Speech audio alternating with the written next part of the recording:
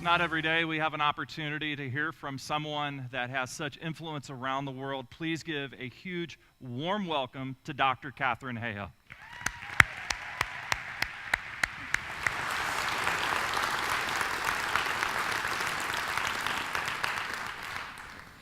Thank you. It's great to be here.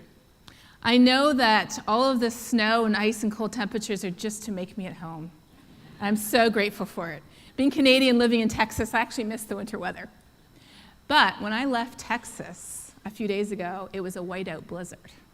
And it was colder in Texas than it was in Canada. It just goes to show you never know. So we've just left the Christmas season. And I know some of you are probably heaving a sigh of relief. And others of you are wishing that it would be longer so we wouldn't have to get back to work or school. As Christians, though, we know that the Advent season, the Christmas season, offers us a unique opportunity to remind ourselves and to think about the incredible gift that God gave us. Christmas is a time to reflect on the fact that Christianity is unlike every religion on the planet. Religions say, work for God, do your best for God. What can you give God? Christianity says, what did God give us? That the only thing he asks of us is to accept that incredible gift. Why was Christ's gift so amazing? It wasn't just the fact that God gave his son to be born as an actual human physical baby in this world. That's what we believe as Christians. But it was the fact that that baby grew to become a man who died on the cross for the forgiveness of our sins and who rose again on the third day to give us a new life. Our problem is not just that we had a bunch of bad stuff we'd done. Because if Jesus had just died and that was the end of it, we'd be spiritually dead, forgiven people. We needed to become alive to God. And by his resurrection, he gave us that new life. And that's what it says in Ephesians. Is that because of his great love for us, God, being rich in mercy, made us alive with Christ. When before we were dead in sin. It's by grace that we're saved. That is the core of our faith, and that is the greatest gift that God has given us. The forgiveness of sins and the new life of his Son. Have you ever stopped to think, though, what God's second greatest gift might be? Now, you could be thinking it's a certain attribute of the Christian life. You could be thinking maybe it's the Holy Spirit. Maybe it's a real person in your life. There could be a lot of answers to that, but I'm going to tell you my answer.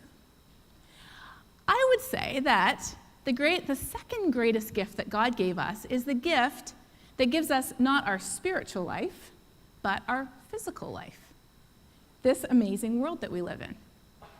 We humans are not designed to float around in the vast outer reaches of space. We're designed to live on an incredible planet that gives us the air we breathe, the food we eat, the water we drink. And we know that somehow this physical world is important to God. There are verses all throughout the Bible talking about God's love and care for things as insignificant as birds and grass. But there are also plenty of verses talking about the importance of Christ becoming a real, living, flesh and blood human being. Of being a baby who, if you pinched him, would scream. Of being a man who, when you pounded nails into his wrists, would bleed. Of being a person who, when he was put on a cross, would die. There's something important about being physical, and the reason why we're here today, why we have bodies that we walk around in, is because we have a home in which to live. I'm very fortunate in that I get to study our planet almost every day. That's what I do. And I specifically study this part of our planet, our atmosphere. Our atmosphere is incredibly unique because it has just the right mix of gases for us to breathe. You don't often think about your breath, do you? But take a breath right now and think about it as you breathe. We're breathing this perfect blend of gases that God has put here to support life on Earth. What we don't think as much about, though, is the fact that besides the oxygen we breathe, and besides the nitrogen that makes up more of the atmosphere than oxygen, if you remember your high school science, besides that, there's other things in the atmosphere, and some of them, they're not in there in very big amounts, but they're very powerful and they're very important. And one of the most important things we have in our atmosphere are naturally occurring heat-trapping gases that act as a blanket around our planet. How does this work? What happens is the sun's energy shines down on the earth and goes right through this natural blanket, almost like a window. The earth heats up in response, but instead of all that heat escaping to space, our incredible atmosphere traps most of that heat, keeping our planet almost 60 degrees Fahrenheit warmer than it would be otherwise. We would be a frozen ball of ice if it were not for these amazing, incredible little heat-trapping gases in our atmosphere that wrap a blanket around our Earth. And that's just one of the incredible ways that our planet is just perfect for us to live on. Now, when we think of our planet, we often think of it kind of like this, right? This is one of those NASA pictures from space. And we look at it and we think, well, it's this perfect, pristine, untouched globe. But we have to realize now there's a lot more people than there used to be. Today, we're pushing 7.5 billion people on this planet of ours, this home that God has given us. And so today, I think a more accurate way to look at our planet is not during the daytime, but rather at night. And so this is literally, I'm going to show you a picture of the planet at night. This is taken by NASA astronauts. Look at that. Isn't that crazy? You know what you're looking at? Lights. Those are lights. If we zoom in on the United States, you can see even more clearly, look, this is the corridor we're in right now. You can see cities, right? You can see highways. Isn't that crazy? So people say, well, how can someone as small as a person, how can somebody as small and insignificant as humans affect something as big as our planet? Well, the answer is if there's 7.5 billion of us, we definitely can. And you can just see us. You can see the impact of our lives spreading out across the planet from outer space. Now, for those of you good at geography, I want you to cast your eyes over, west of here, over up to North Dakota. Can you find North Dakota? I want you to particularly find the really big city in North Dakota. Do you see that big city? Now, if you're really good at geography, you're thinking, what big city? Anybody ever been to North Dakota? Sorry, if you're from North Dakota, I apologize. I'm talking about that. And that is actually not a city. That is the light from thousands of flaring wells that we use to get oil and gas out of the ground. And this points to a huge way that we as humans are putting our finger on the balance of our planet and tipping it away from that equilibrium that God designed for us. Ever since the Industrial Revolution, we've been digging massive amounts of coal. This is a very old picture. And natural gas and oil out of the ground and burning it. We've been using it to power our society. Now, don't get me wrong, the Industrial Revolution was a great thing for us. I live in Texas, where the majority of the economy is still based on oil, and it brings enormous prosperity to the state. I know that without the health advances that we made during the Industrial Revolution, I probably wouldn't be alive today. And I certainly know that my life would not be nearly as comfortable if I lived 300 years ago. I don't know about you, but I never want to go back and live in those Jane Austen days. Although there are places I hear where you can go and do that for a week just to try it out. Everything comes with a cost, though, and we know that many of the ways in which we get our energy and we use our energy have a negative impact, not just on this world, this home that God gave us, but on people, too. Here's just two examples. If you've ever been to the Appalachian Mountains, you might have seen the beautiful, untouched, pristine national parks, but you might also have seen the cheapest and easiest way for companies to get coal out of the ground, which is literally cutting the top off mountains. Now, what's the problem with that? The problem is that by cutting the top, literally, off a mountain, you create enormous pollution problems. And one of my friends, Marianne Hitt, who's also a fellow believer, for example, she wrote this about mountaintop removal in Appalachia. She said that mountaintop removal, coal mining, allows toxic heavy metals to leach into their local water supplies. People who live in mining areas, typically people who aren't that well off, people who live there have higher incidence of cancer, heart disease, kidney disease, birth defects, premature mortality, and other health issues. It's affecting people who can't afford to live elsewhere or get other jobs. What's another way that fossil fuel affects us. Fossil fuels affects us. This is a picture of air pollution. You will all probably know what air pollution looks like. It looks nasty. It looks worse, bad here, it looks worse in China. Did you know that it has a huge impact on our health? Every year, air pollution coming from tailpipes of our cars, smokestacks of factories and power plants, every year air pollution kills 5.5 million people around the world. In the United States, it kills 200,000 people every year. Now imagine if something else killed 200,000 people. Imagine if the bird flu killed 200,000 people every year. Imagine if domestic terrorism killed 200,000 people every year. Imagine the headlines, imagine the government initiatives, imagine the action to fix this problem. So why have we become so inured to this issue? It's because it's been around for so long, and it's because the people most affected are the people who live in poor neighborhoods, who can't afford to buy a house in a nice neighborhood, so they live next to a freeway or next to a factory or a power plant. And they're the people who often lack the voices to make change. People in poor neighborhoods are breathing worse air. So this often leads us to the idea of stewardship or creation care. In Genesis, it talks about how we're made in God's image, and that's often one of the first things we learn when we become a Christian or when we go to Sunday school. We learn we're made in God's image.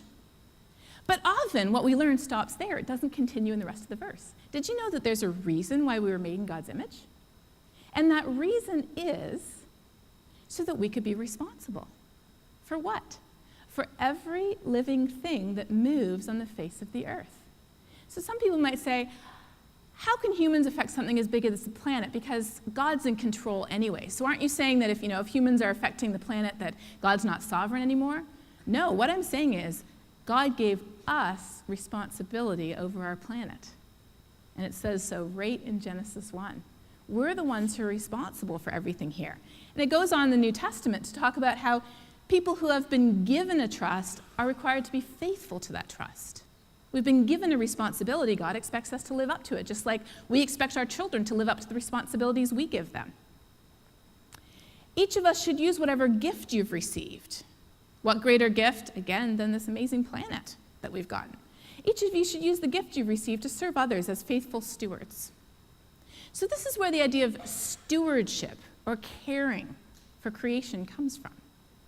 And it comes from the visual or the visible impacts that we can see, air pollution, water pollution, and the impacts that has on our health. But today, that's not the only issue that we have to deal with. Because when we look at what's coming out of a smokestack of a power plant, for example, what you're looking at here is actually mostly steam. What you don't see coming out are all of the heat-trapping gases that are produced when we burn coal and gas and oil. You see, because coal, gas, and oil are carbon-based fuels, and when you burn them, they combine with oxygen to produce carbon dioxide, and I promise that's all the chemistry you're going to get. And carbon dioxide is one of the most important heat-trapping gases in our atmosphere, in our natural blanket. So if our blanket is natural, then you might say, well, what's the problem? The problem is that the blanket is natural, but by burning coal and gas and oil, we are adding to that blanket. We're putting more of that stuff into the atmosphere than God ever designed. And by doing so, we're essentially wrapping an extra blanket around our planet, and our blanket is trapping more heat.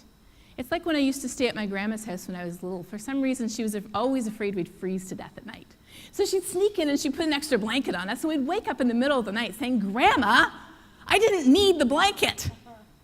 That's what we're doing to our planet. We're wrapping an extra blanket around it that it did not need and it was never designed to have, and that blanket is trapping more heat. And that is why our planet is running a fever. Now, the most visible impact of that fever is the fact that our global temperature is going up. You might say, but hang on, I read in the news, or I heard somebody say that actually if you look at the world's temperature, this is temperature measured by thousands of thermometers all around the world, averaged up. If you look at it, that's not going up. Is it? No, it's not. Well, here's the thing. We have two things going on. We have weather, up and down, up and down. And then we have climate, the long-term average of weather over 20 to 30 years or more. So this is weather. This is climate. Our planet is warming. And thermometers all around the world tell us it is. Now, my husband's a pastor, and we go to a church very much like this one. In fact, we have the same chairs. So I feel very at home. I feel kind of like I'm at home here. As my husband says, a thermometer is not Democrat or Republican. A thermometer tells us the same number. It doesn't matter how we vote. But you might say, okay, but I could swear I've heard people saying it isn't warming. Or it's just a hoax, or those scientists are all making it up. The thermometers, the science, isn't political, but you know what is political? The solutions. Because for many of us, we've been told that if we're going to fix this issue, there's only one way to do it, and that's to let the government tell us everything to do. How to set our thermostat, what type of car to drive, how much water we're allowed to use. We've been told that's the only solution, and who wants that? The reality is, and we'll talk about this, there are many solutions that can come from our heart that are consistent with our faith and our values. But denying the evidence of God's creation, sticking our fingers in our ears, and shutting our eyes to what God's creation is telling us is not the way forward. Because we could throw out all the thermometers in the world. We could throw out all the scientific data in the world. We could just look at what I call natural thermometers or God's thermometers. We could look at when the tulips bloom, when the trees flower, what type of animals or insects or birds we see in our backyard. We could look at snow and glaciers and sea level. We could look around the whole world, and using God's thermometers, we have 26,500 independent records showing us that the planet is warming today. Now, you might say, though, hang on, I have another question. And I know there's a lot of but what about questions. I only get to a couple of them today. But what about the fact that climate has changed naturally in the past? Anybody who has ever watched the Ice Age movie, or if you have children, you've watched it 50 times, we know that the world didn't always look quite as nice and pleasant and warm as it was today. We know that climate has changed in the past, and it's changed for two reasons. It's changed because of natural cycles, and it's changed because sometimes we get more or less energy from the sun. So as a good scientist, it's kind of like if you went to the doctor with this kind of stubborn fever, and the doctor takes one look at you, doesn't even run any tests. The doctor takes one look at you and says, Ebola. And you're like, maybe it's just the flu or food poisoning. So in the same way, climate scientists, when we see the Earth running a fever, we don't immediately yell global warming. We say, okay, could it be a natural cycle, or could it be the sun, right? So here's the thing, though. If we were getting warmer because of the sun, we'd have to be getting more energy from the sun, right? So the sun's energy would have to be going up for our temperature to be going up. If we look at our Earth's temperature, here's our Earth's temperature over the last 100 years or so. Here's energy from the sun. It was going up a bit, it plateaued in the 70s, and since then it was going down. So if we were controlled by the sun right now, it would be cooling, not warming. What about natural cycles? Well, if you look at our last 6,000 years, if you look at humans' civilization on this planet, there weren't a lot of big natural cycles. And in fact, if anything, we were sort of gradually cooling, because if you look a bit further back to the ice ages, we're way past the last ice age, and we should be eventually, not tomorrow and not next year, but we should be eventually heading into the next ice age. That's where we are in the natural cycles. But something happened. And something happened to heat-trapping carbon dioxide. I know I said no more chemistry. This is the same chemistry. It doesn't count as new chemistry. Something happened to carbon dioxide at the same time. Something weird is going on. This is not a natural cycle anymore.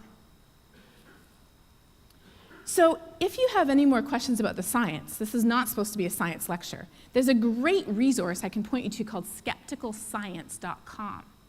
They have an iPhone app, too. It's founded by John Cook, who's a fellow believer, and it's dedicated to looking at all the what about questions about climate change and answering them with real science where you can go and find the answers for yourself. So I would point you there. Because I want to move on now to what I think really especially for us as Christians, is an even bigger question than is it real? The even bigger question, in my opinion, is, so what? Right? Because if you look at a movie or a book or a news article where it's talking about global temperatures are going up or sea level is rising or sea ice is melting, they have a picture on the cover of that book, or they have a picture in that news article. And that picture always has the same thing in it. It is a large animal. It is white. It is a polar bear standing on melting ice, right? In fact, this is a picture I just took from the most recent article I could find. Yes. So here's the thing. If this whole problem is only really a problem for the polar bears, I'm going to be totally honest, why not put a few of them in the zoo? Now, don't get me wrong, I love polar bears. I'm Canadian. You can't not. But if we're talking about figuring out different ways to get energy besides coal and oil and gas, and it's only about the polar bears, really? That seems a bit excessive. But last year, I was actually invited by Polar Bears International to go up to the Arctic with them to track the polar bears out on the ice. The polar bears are being affected by climate change because the Arctic sea ice is melting. And that's the only place the polar bears eat. During the summer, they go on land and they fast all summer. So I was invited to go up to the Arctic with Polar Bears International at the beginning of November, when usually the ice forms and the polar bears go out on the ice to finally eat after months of starvation. But there was no ice in sight. The ice did not come in until the middle of December. But when Polar Bears International first invited me to go with them, I said to them, well, I gotta be honest with you, who wouldn't want to go, But I study how climate change affects people, because that's where my heart is how this affects people, especially poor people. And then they said something to me that I will never forget. They said, we study the polar bears and we care about the polar bears and we want to understand what's happening to the polar bears because they're telling us that if we don't heed their warning, we're next. Why are we humans, the most vulnerable species on the planet, the most vulnerable people, why are we so vulnerable to climate change after the polar bear? It's because there's 7.5 billion of us now. Imagine if you lived on Manhattan Island, where New York City is today. Imagine if you lived there 1,000 years ago. And imagine if sea level rose 3 or 5 or 8 feet, as it's projected to do this century. Imagine if it happened 1,000 years ago. What would you do? Pick up your tent and move, right? Imagine if you were a farmer, or if you lived off animals or the land out in West Texas and it got too hot for you to grow your crops, or the animals that you fed off moved north because it was getting too warm. What would you do 1,000 years ago? Pick up your tent and move. Why can't we do that anymore? Because with 7.5 billion people on the planet, every acre of arable land is already accounted for. And 2/3 of the world's biggest cities are within a few feet of sea level, and we can't just pick them up and move them. We care about a changing climate because it affects us. As the planet warms, water evaporates faster out of the oceans and lakes and rivers. So when a storm comes along, there's more water vapor sitting up there for the storm to pick up and dump on us. So our heavy rain events are getting stronger. That's what it looks like in Toronto, where I live. That's what it looks like in Bangladesh. At the same time, and this is kind of crazy, our droughts are getting stronger because if a storm doesn't come along, the water's still evaporating faster, and so it leaves us with dried out soils, which looks like this in Texas, where I live, and it looks like that in Syria, where a record-breaking drought that was at least partially caused by climate change was responsible for driving people into the city in 2008 and 2009, leading to incredibly high unemployment rates, which didn't cause the refugee crisis, but it exacerbated it. It made it worse. What else is happening? Hurricanes get their energy from warm ocean water, and more than 90% of the extra heat that blanket is trapping is going into the oceans. So hurricanes are getting stronger. And up in the Arctic, there aren't just polar bears, there's people. And there's over 200 Native American villages where the ground under their feet is literally thawing and crumbling and falling into the ocean because the Arctic is warming twice as fast as the rest of the world. We're seeing impacts all over the world. And why do we care about this? We care about it because this is who is impacted the most by a changing climate. The people who are poor, the people who are vulnerable, the people who already live off $1 or $2 a day.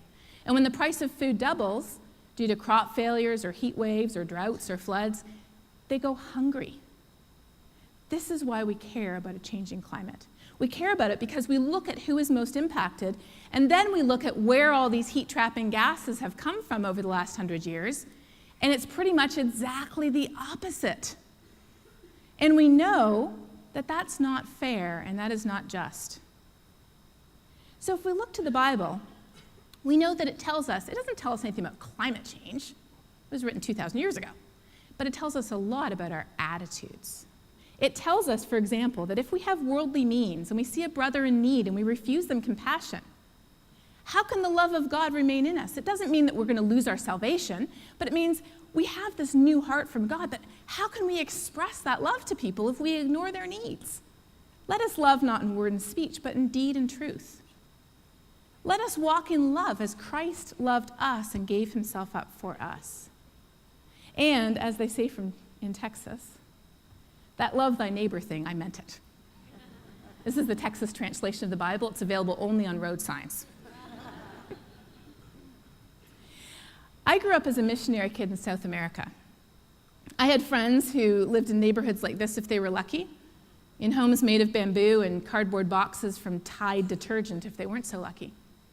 And I know firsthand how vulnerable people can be to natural disasters and to the type of natural disasters that are being exacerbated or worsened by a changing climate. Now, let's talk about two more what about questions. And these are more Christian but what about questions. People are starving today because they literally don't have enough food to eat. People are dying, millions of people every year, because they don't have access to clean water to drink. People are dying today of diseases that nobody should be dying from in 2016. So we may say, why worry about climate change now? Let's fix poverty and hunger, water shortages, injustice, sicknesses. Let's fix these first and we'll fix climate change after. Well, imagine if you break your leg, some of you probably have, and you go to the hospital and they x-ray your leg. While they're x-raying your leg, they don't just see the broken bone, they see that you also have a tumor on your leg. What's the first thing they're going to do? Hopefully set your leg, right? But are they just going to send you home and say, well, we'll worry about the tumor later, come back in 10 years, we have about 85 more broken bones to set, so we'll just deal with you, 10 years from now? No. They'll also set up a program to make sure that they address the tumor now before it becomes life-threatening.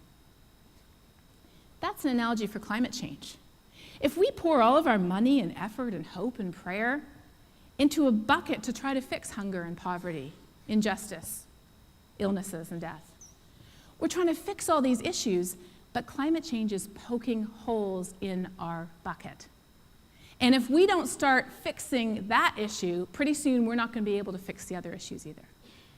That's why we care about a changing climate. So, here's the thing. We care about a changing climate because it affects real people, especially people who are poor and vulnerable.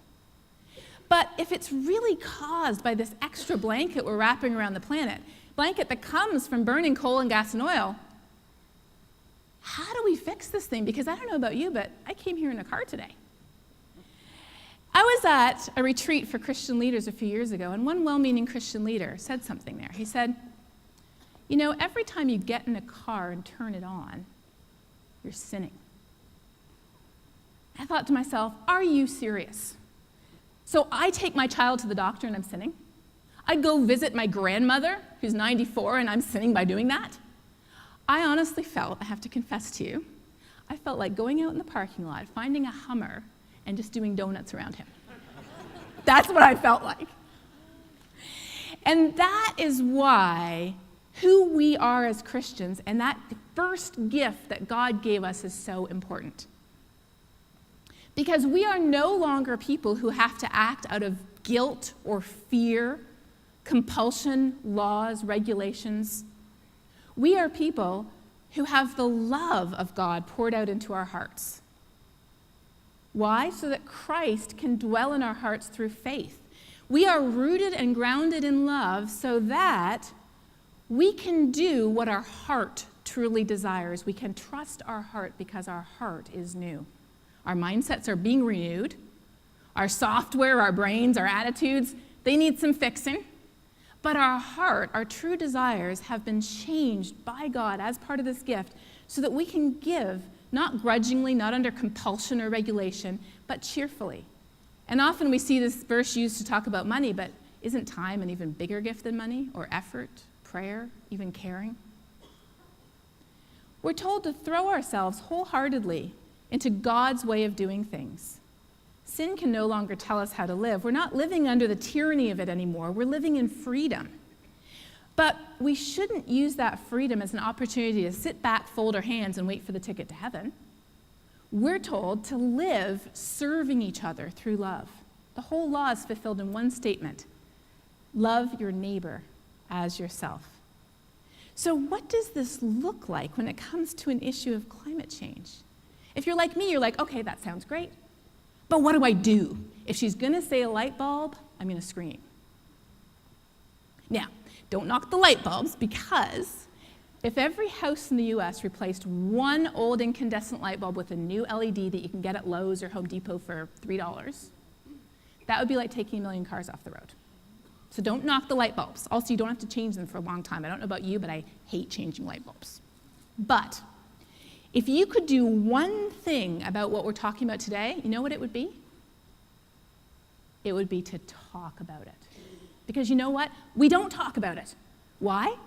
Because climate change has become one of the most politicized issues in the entire United States. It is more politicized than gun control, abortion, and immigration. Why? A thermometer isn't Democrat or Republican. God's creation doesn't tell you a different answer depending on how you vote. But the solutions are political, so we sheer away and we're afraid of talking about it. I got to visit Houghton College last year and have great discussions with the students there. And one of the students told me very candidly, I'm really concerned about this issue, but I can't talk about it with my friends because I'm afraid they'll reject me. One of the simplest, yet also sometimes one of the hardest things we can do is talk about it, but not argue over the science, not pull out our politics and beat each other over the head with it, but talk from the heart. Why do I, as a Christian, care? Why am I concerned? What does God's love say to me? Talk about it. And then if we want to act, check out climatecaretakers.org. It's an online Christian organization, an online community, for us to get ideas of what we can do to act together. Every month, they send you an email with a new idea. And you say, all right, I can do that. And if I want to do more, here's idea number 2 or idea number 3. What else might it look like? We're all part of a body. We're the body of Christ. You might be a hand. I might be a liver. You might be the brain. So what we do will look different. We all act from the heart, but whatever we do looks different. We might be like this church in Minnesota that decided to offer their roof as a solar community garden to their neighbors. We might be like the churches in England that are encouraging everybody to, yeah, I'm sorry, they are switching their light bulbs, but they're saving the money and they're giving the saved money to missions. We can invest in helping other people prepare, like these incredible fog nets in Africa that trap water vapor and turn it into rain. Or organizations that are putting solar panels on the roofs of some of the 1 billion people who live without energy today. We can support organizations like World Vision and Micah Challenge that understand how climate change is affecting poor and vulnerable people, and they are working with them from the heart, sharing God's love. Because the bottom line is that caring about God's creation, people and all of the other living things that God created, caring about God's creation is a true expression of our faith and our responsibility and of the love that God has given us in our hearts. As Paul says in the book of Galatians, the only thing that counts is faith expressing itself through love. Thank you.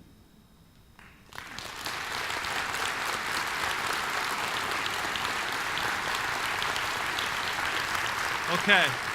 I want to thank everyone for your submitting your questions. And so a couple prefaces. Number one, there's universal agreement that everyone loves the way you say a boat.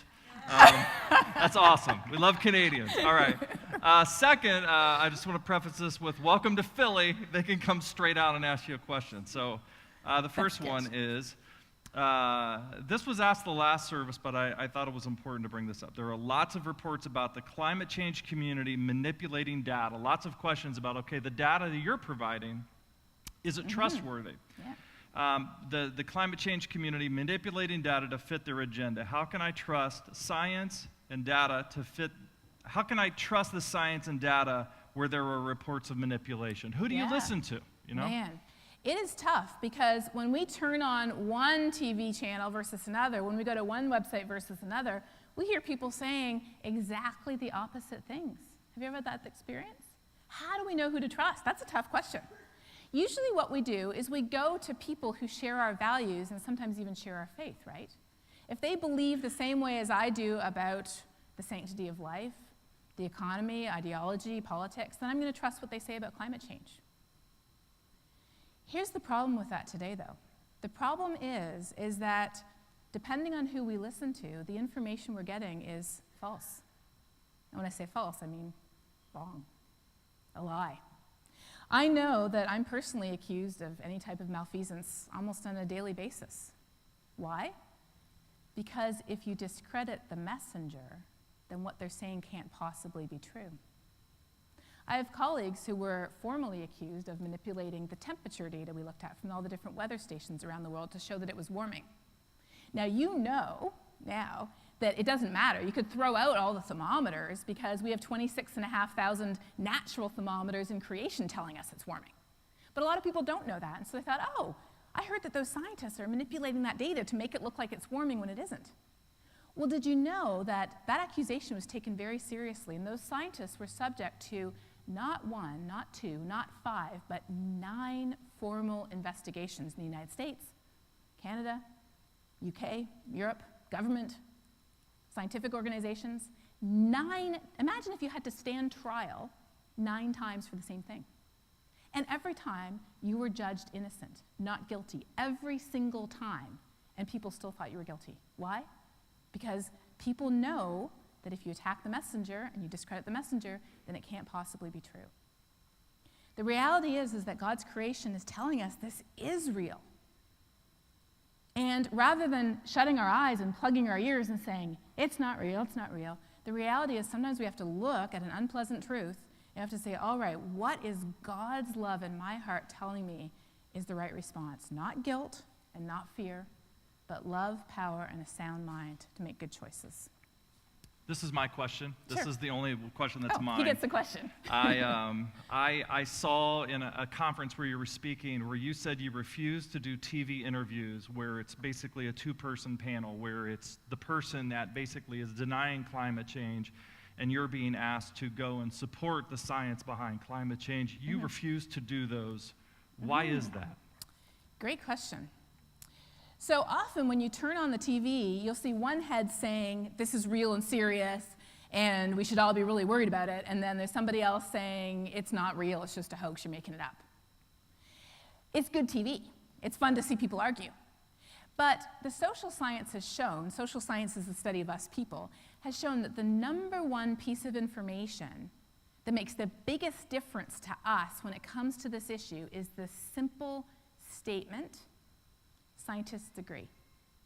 Over 97% of scientists agree not just that climate is changing and not just that humans are responsible, but we are the primary cause of the warming today, and it's very serious. So when you see people, one person saying yes and one person saying no, what do we think it is? We think it's 50-50. And when they've surveyed people out in the public, most of us think it's 50-50. And if it's 50-50, well then why worry about it? We'll just wait until they make up their minds, right?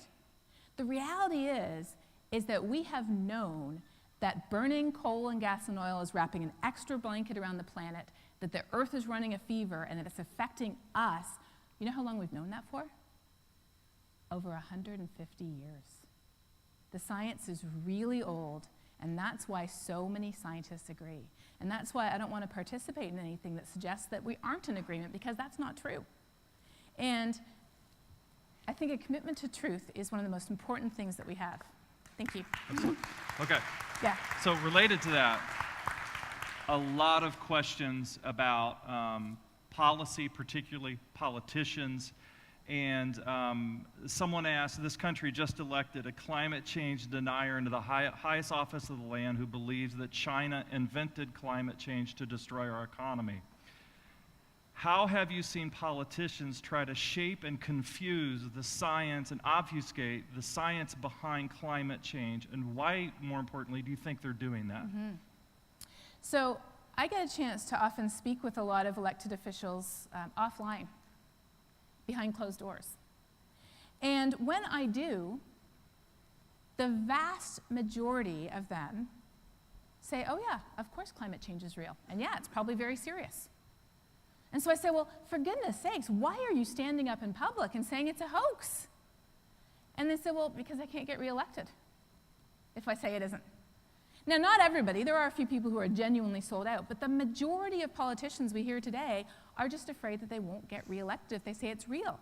So one of the most important things we can do is call our elected officials, whether it's at the state level or at the federal level, and say, hey, I care about climate change and I support you if you come out and say this is real and we need to fix it. And so one of my favorite organizations is a group called Citizens Climate Lobby.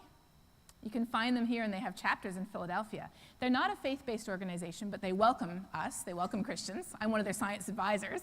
And I love them because they kindly and patiently and gently and very lovingly talk with every politician from every end of the spectrum about how there are libertarian solutions to climate change. There are free market solutions to climate change. There are solutions that are compatible with Republican ideals or conservative ideals. And I have seen them do amazing things to the point where they have a bipartisan climate solutions caucus in Congress now that has 12 Republicans and 12 Democrats as members. And as far as I know, those are the only 12 Republicans who are willing to stand up and say it's real, and it's because they have that caucus and that cover. Okay, a lot of texts came this morning talking about how you, as a female scientist, one question was, you're a tremendous role model for the impact of women in higher education and in science in particular.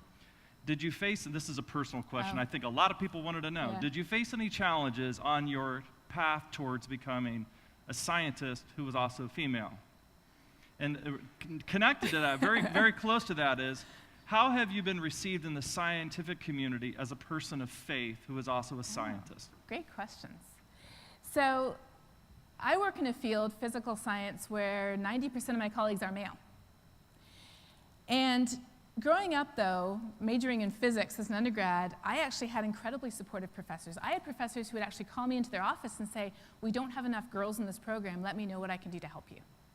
But as you get older, as you move through your career, and this is not unique to universities or academia, I think many of us have this experience, often there's a situation where people don't like the fact that you're not the same as them. And because of that, they'll try to put you down, and they'll call you things, and they'll try to block what you do. And so I've definitely faced my share of hurdles in life. But feeling like what I'm doing is actually my calling has made all the difference in the world. When I first started studying science, I did it because it fascinated me. And then I did it because I felt like I was trying to figure out what God was thinking when he made this world. And then I started doing it because I realized that I actually had some skills and abilities that I could use to help people. Up to that point, I thought, well, there's no way I can help people because I faint at the sight of blood. But I realized, hey, climate change is real and it's affecting people too, and I can help. And then I started to realize, you know what, maybe this is actually not just my vocation, maybe it's actually my calling. And so that, I feel like, is what has gotten me through those times. Now, back about 8 years ago was when my husband and I decided to write a book together. And it's a book about a Christian perspective on climate change. How do we know this is real? Why do we care? And what's a Christian response? We're putting out a second edition of that book pretty soon. It's going to be on Amazon. And if you want to find out about it, just follow my Facebook page or check out my website. But when I published that book, I was nervous because up until that point, none of my colleagues knew I was a Christian, except for maybe a couple of my good friends. Now, it wasn't, keeping it a secret. It's just that we just don't talk about anything other than science because we love it, because we're such nerds. We just don't. So I was nervous because I knew from the conversations I had heard around the water cooler, so to speak, that Christians weren't really on board with climate change, and a lot of scientists thought Christians were idiots.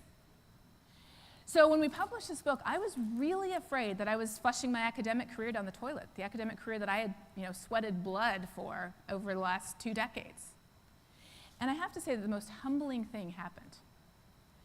After we published that book, after I told everybody I was a Christian, kind of stood back and waited for all the blackballing to begin, it never came. I have colleagues to this day coming up to me and saying, "We read your book at church." Or, "I don't share your faith, but I think what you're doing is great." I feel so blessed that in my field I have the most amazing colleagues in the world. And I could not do what I am doing without the support of many Christian scientists that you don't know but who exist and who are real. I should say scientists who are Christians. Yes, not Christian scientists. There are many more of us than you might imagine, and there are also many who are not Christians, but who care deeply about people and about this planet. Now, the flip side of that is actually the sad part, and that is what I didn't expect when I published our book. What I didn't expect was all the hate I got from fellow Christians. I would say for every email or letter or Facebook comment I get saying you're an idiot for believing in a myth like God, and I do get those, for every one of those I get 99 from somebody who's a Christian, saying nasty stuff that I don't really want to repeat, but nothing that expresses the love of God, let's just put it that way. And so that's why, circling back, what's one of the most important things we can do about this issue, about the issue of justice and love and caring for the poor, and how our choices and our actions are affecting people today? One of the biggest things we can do is talk about it, and talk not starting from the head, but starting from the heart. Because that is our secret weapon. We have a new heart, and we have God's love in that heart, and that's what we've been given to share with the world. Last two quick, Okay. yep. Oh, hold on, now you're going up. Last 2 quick questions. More than 60% of the questions, in some way, shape, or form, are asking the question, can it be reversed? Mm-hmm. And second, what would be the most important thing to share with others, having been here today? Out of everything that you shared, what would be the most important thing to share? Okay. So if you're looking for more information, if you go to the next slide here, if you're looking for more information, Skeptical Science is great for science questions. I have this little digital PBS series called Global Weirding. They're short, tiny little videos from 1 to 4 minutes long that you can share on social media to start conversations. I have my website and my Facebook page too, so check those out if you want more answers. But in short form, can we reverse this thing? I think eventually we can. But first of all, we have to say, yes, this is real. We have to wean ourselves off old, dirty ways of getting energy. And then there is some amazing technology coming along, like technology to suck carbon dioxide out of the air and turn it into baking soda. That stuff is there, but we need it, and we need it fast, and we also need to stop burning all of this carbon too. So what's the one thing that we can do? The one thing we can do, I think, is talk about why we care about it, and about how there are solutions. Because the main reason why just about everybody objects to the science actually has nothing to do with the science. If we are honest with ourselves, or if we have an honest conversation with Uncle Joe, who says, oh, it's not real, it's just a hoax, that conversation within 1 minute will get to the fact that we, or Uncle Joe, has a big problem with the government telling us what to do, or with legislation. So talking about solutions, positive inspirational solutions, is one of the biggest things we can do, and that's why on my Facebook page, I would say almost every other post I do is talking about cool solutions like those solar panel shingles. So, thank you. Well, yesterday we were texting back and forth. We lost count of how many flights got canceled coming into Philly from Toronto. You spent the better part of the entire day. You got to bed at 1 a.m. You were up early. Thank you so much for taking the time to invest in our community here, and we want to let you know that we are going to steward very well what we've learned and be advocates for change. Thank you very much. Thank you.